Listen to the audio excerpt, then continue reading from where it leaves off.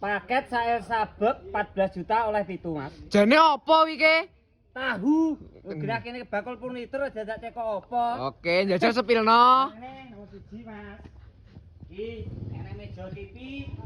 Ngene iki bane opo? Kayu telo to? Iso kayu telo, iki bane ya full jati. Oh, iya iya.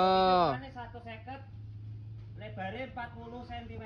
Oke. Meter. Heeh. Nomor loro meja belajar. Heeh. Ben sregep belajar. Ya. Nomor 3 Ndi? meja makan. Oh, ya lagi kok komplit no berarti ya. Itu meja makane kursi 4. Heeh. Ya wis jati. Heeh. Lah iki sik enek neh. Ndi? Nomor 4. Nah, aja lali. Spring bed wis tak kei tipe sing bed set terbaru. Oh, sing pisah iso pisah ngono kae to Mas Kiki. Bane full bed. Oh iya iya. Heeh. Nah, bed set. Ya.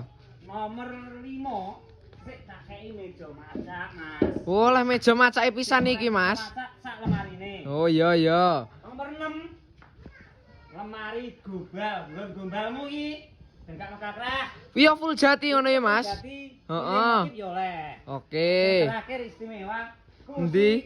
sudut nggih wedangan. Oh, iya. Iki bari wis jati kabeh. Kowe pilih motif sembarang motif enek ngene aku. Sik Mas, lagi barang semene mbiyen iki nek kirim ning Kediri kono kire piro? Kediri to? Heeh. Gratis, Mas. Gratis ongkire endi ae to iki? Gratis ongkire Jatim, Jateng, Madura, Jogja. Oh, alah lha terus Tapi mobil kabeh ke pembayarannya piye? bayare ya COD ngene aku ke. Lah terus cara pesene. Yo profil ngisore wis lengkap, Oke, siap. Tak sepene.